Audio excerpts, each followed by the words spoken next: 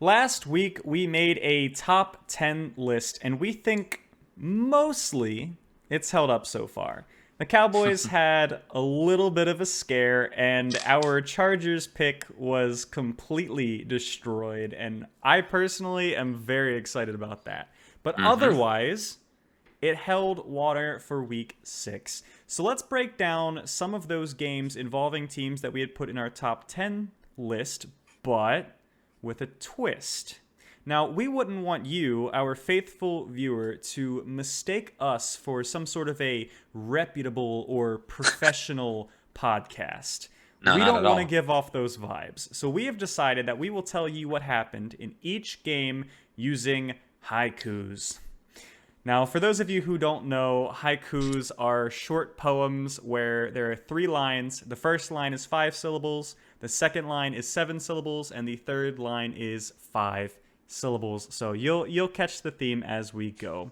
Up first, Buccaneers at Eagles. Our haiku is Eagles offense bleh. This game was a big mismatch. Bucks want another. Now, what do we mean when we say Bucks won another? Bucks won another Super Bowl. They won it. And when you looked at that defense, this was a defense that had been struggling for a lot of the previous games, and they seemed to regain form.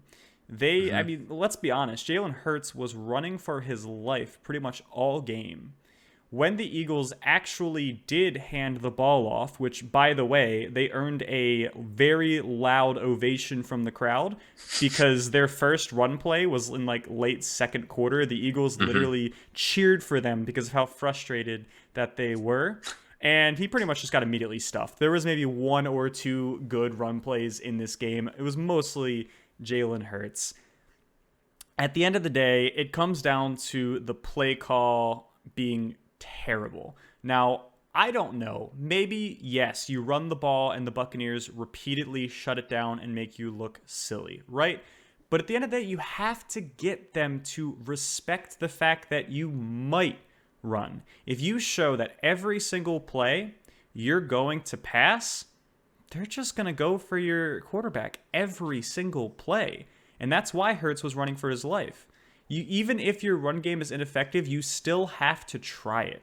You have to create some sort of respect so that the other team will think, well, maybe they will run it. This game, Buccaneers teed off, and the Eagles look like a very bad team. Tell us about the Vikings and Panthers game, Sergi. All right. So for the Vikings and Panthers, little haiku we've got is Panthers choke again. Please stop embarrassing us. Number 10, no more. Yeah, that was a rough showing. I mean, the Panthers had such a promising start to the season. You all, as an avid podcast listener, I had to listen to you all hyping them up every week, and then it's just been all downhill the last 3 games. I mean, statistically, it was a bad day for Darnold. The numbers don't necessarily match up to what happened on the field, but it was shades of Adam Gase and the Jets. I feel like Adam Gase is just this phantom and ghost that is going to haunt Darnold for the rest of his NFL career. But this man, anytime there is any sort of pressure, you can just see him visibly rattled in the pocket. And I don't blame him. He was a human pinata for a couple of seasons in New York. So I'd probably have the same feelings if I had to go through that situation. It doesn't help that the Panthers' offensive line looks like paper mache. I mean, the Vikings' defensive line was manhandling them on plays. They were getting pressure left and right and up the middle of the field. I don't know if magically having Christian McCaffrey fixes an offensive line because they have to account for him coming up the backfield. But nah, without Christian McCaffrey, this line has looked even more questionable every single week. I mean, the Sam Darnold did his best, but the Panthers were played with a bunch of turnovers. I mean, their receivers were dropping balls left and right, and it was easily catchable stuff. It wasn't anything complicated. When you're being paid millions of dollars to catch a ball, I think you can catch it when you're wide open, but Mm-hmm. everyone has those days. However, despite all the bad breaks, I mean, the defense did step up. So defense was stepped up. They had a fumble recovery. They actually had a special teams block punt for a touchdown Mm-hmm. as well. And then Sam Darnold, even though he had a questionable game, was able to lead a 96-yard drive at the end of the game and had two sorry, with 2 4th down conversions and making the 2 point conversion to tie the game up and send the game to overtime. And then, and this is something that Zach and I individually have harped on plenty of times, the overtime rules in the NFL, they need to change because Panthers lost the coin toss, and that was it. Vikings took the ball down the field, and Kirk Cousins threw a touchdown to KJ Osborne to ice the game in overtime. Looking at the Panthers, I mean, too many mistakes, too many turnovers. Was it the first 3 games? They had a +1 turnover differential, and they were 3-0, and they've dropped 3 straight games in 1-score fashion, and the turnover differential has been -5. So, if you want to know how to lose your games by 1 score, the Panthers are laying out a wonderful blueprint. They've got to clean up the errors. They got to solidify that offensive line if they want to be a serious threat. I mean, that defense is for real, but if the offense is going to keep getting 3-and-outs, defense is going to get tired, not going to be able to hold the other team's offense. I mean, they're 0-3, I think, right now since they've lost Christian McCaffrey.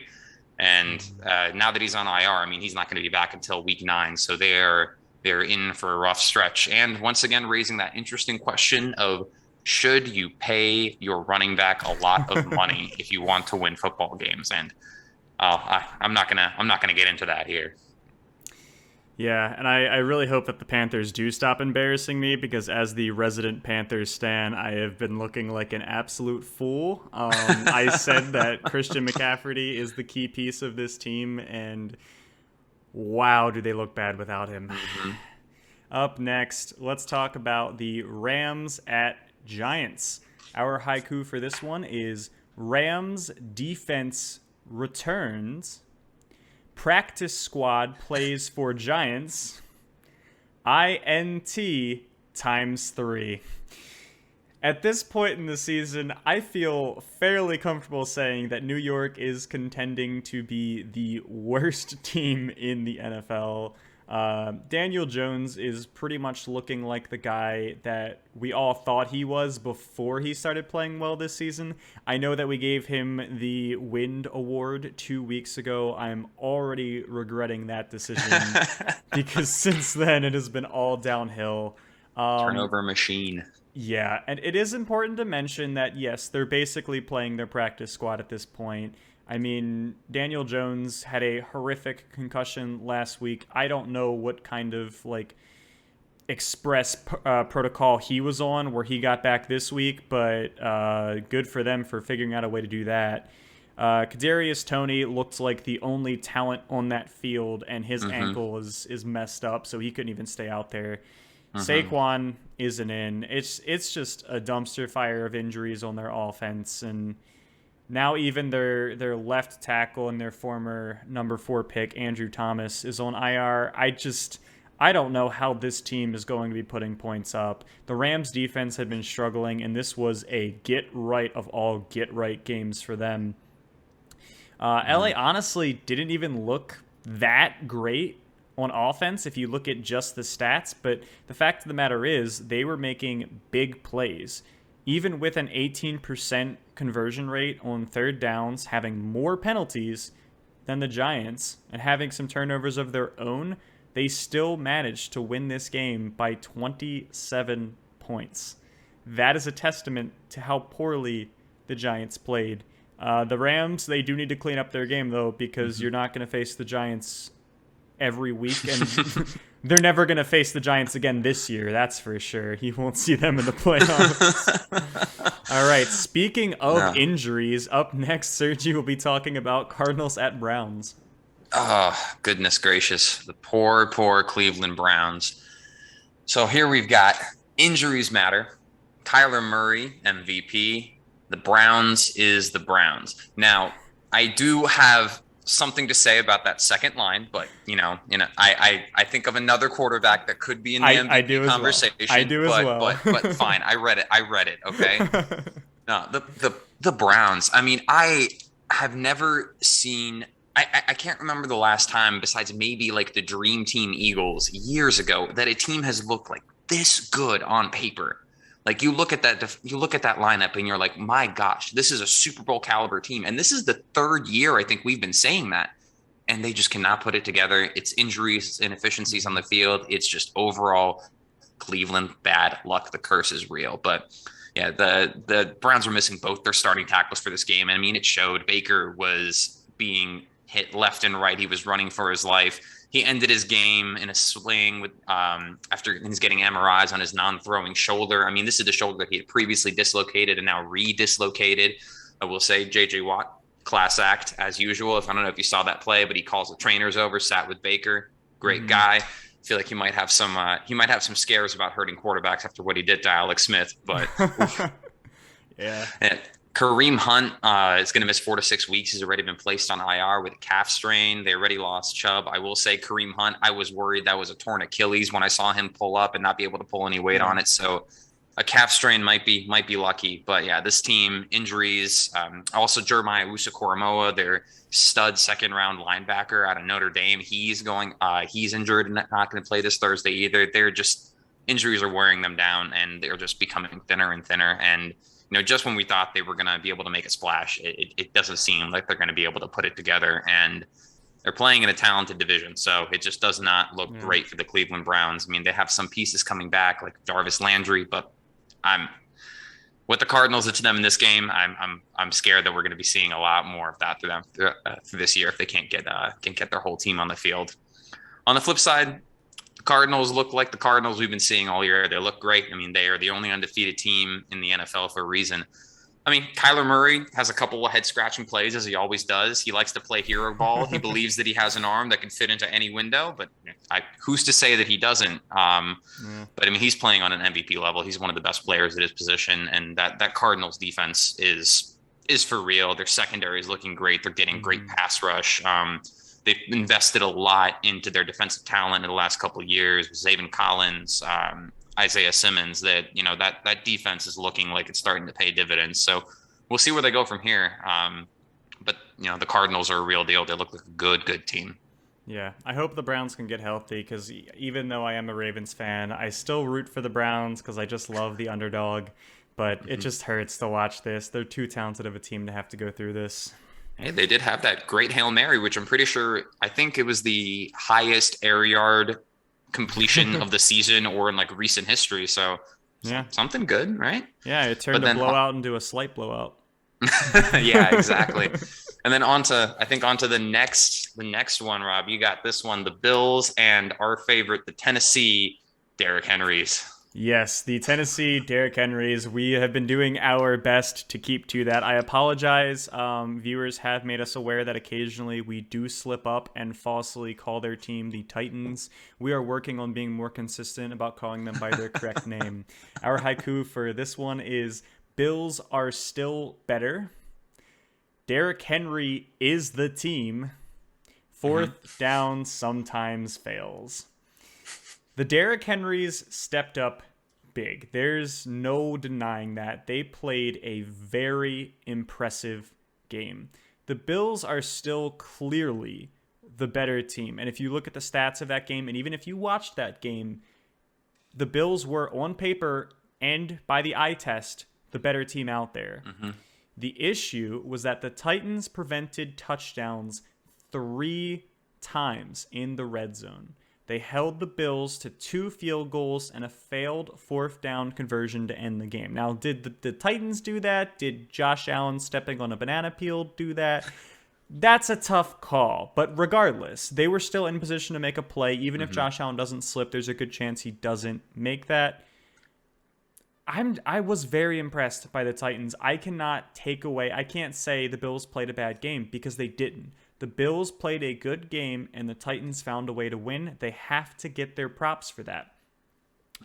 Derrick Henry popped off a 70-something. I've lost track at this point. It's literally a weekly thing at this point where Derrick Henry is just like, all right, I get it. I have to put the entire team on my back again. Here we go. It's a one-man show.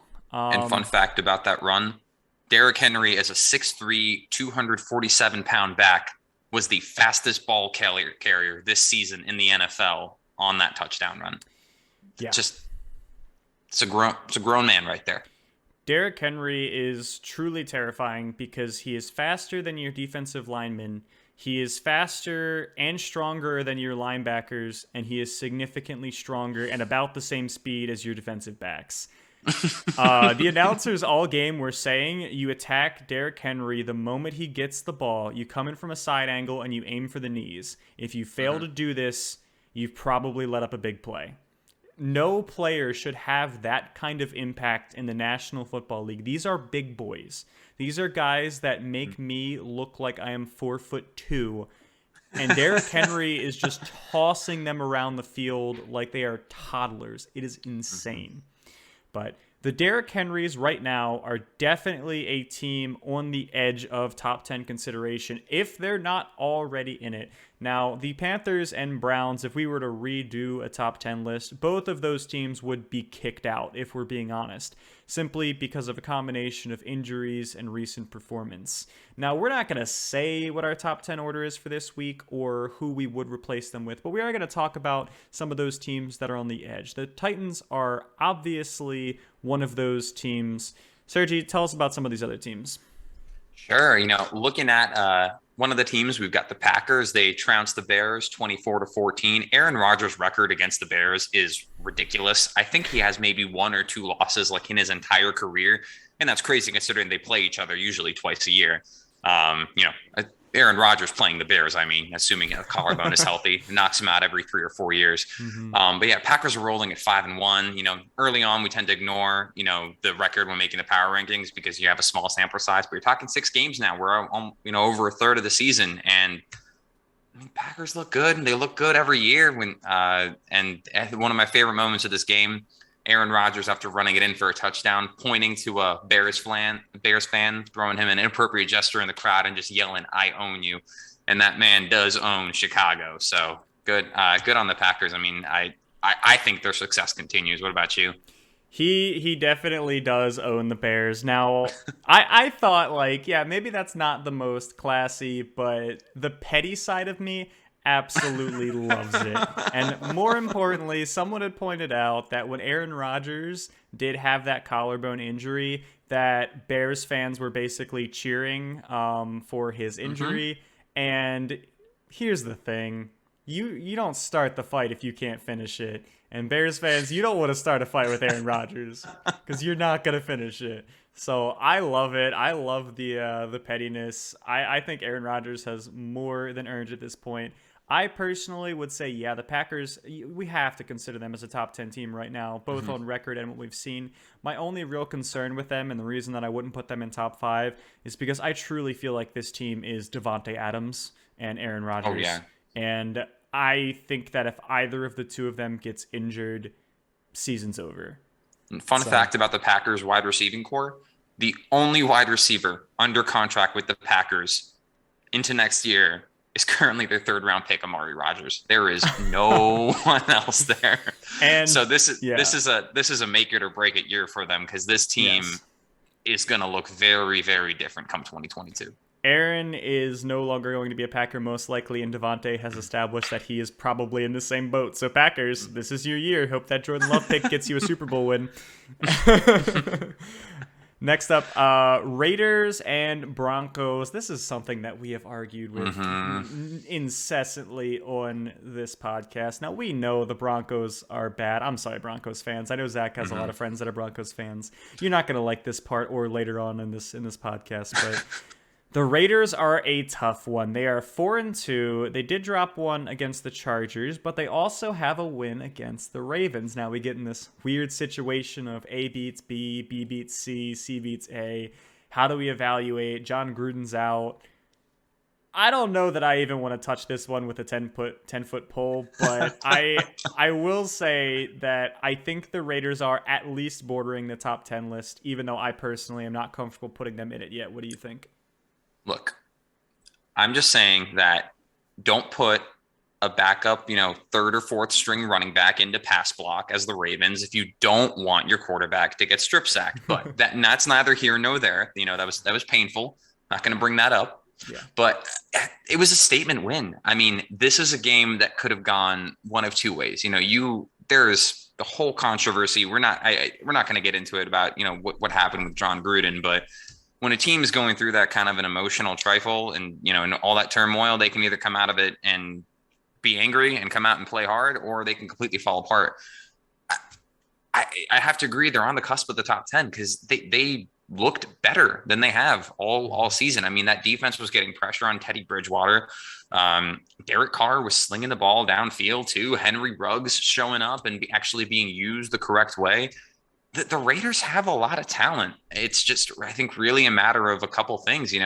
Can they continue being coached well, and can Derek Carr keep his confidence? If the answers to two questions are yes, I think we could be talking about the Raiders as a top 10 team pretty soon. Yeah. And it is important to mention that regardless of the reason and the emotions behind it, they lost their head coach. That affects gameplay, that affects your game plan, that affects the whole team. It's a serious factor. In this game, 34-24, it was not close. Do not let that score trick you into thinking this was a 1.5 score game. This was a blowout. The Broncos got some dumpster time at the end and put up, I think, 14 points or something in the fourth. This was a full blowout. So don't let that deceive you.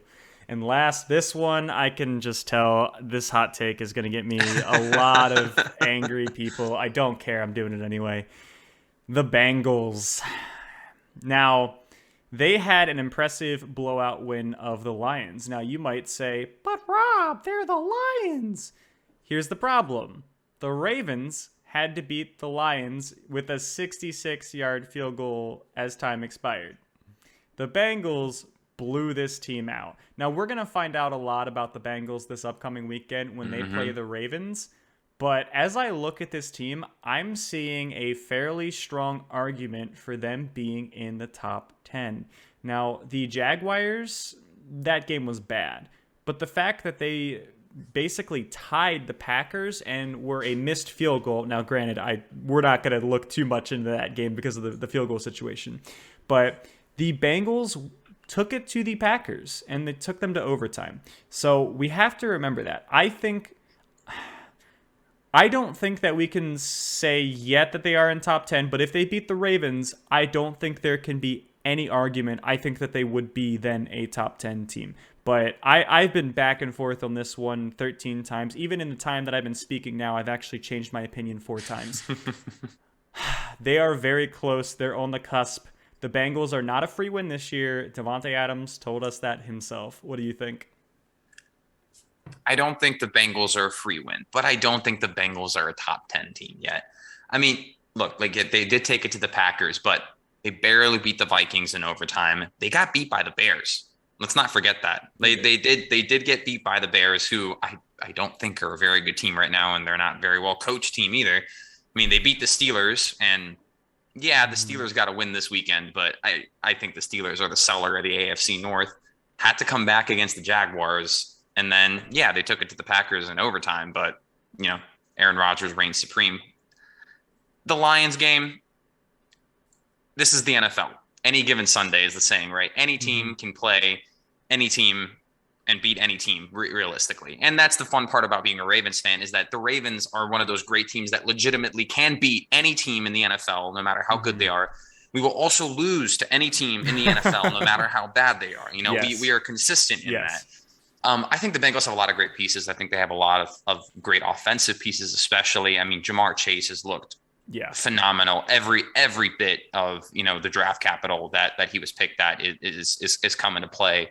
T. Higgins, Tyler Boyd. The real questions for me and the Bengals that's going to keep me from considering them as a top 10 team. I think they have a lot of issues along the offensive line. Joe Burrow is still running around. He's still forced to play hero ball. He's still forced to scramble all the time because they simply have not really invested in that O-line. And that defense, I think, is a little bit suspect. I mean, they picked up a couple of pieces on the defensive line, like I believe Trey Hendrickson came over from the Saints, but at the same time, I don't think they've really done much to improve that secondary outside of Jesse Bates. And I think that at the end of the day, without a good O-line, without a good defense, it's kind of hard to be a top 10 team. Yeah, you got to have at least one of the two.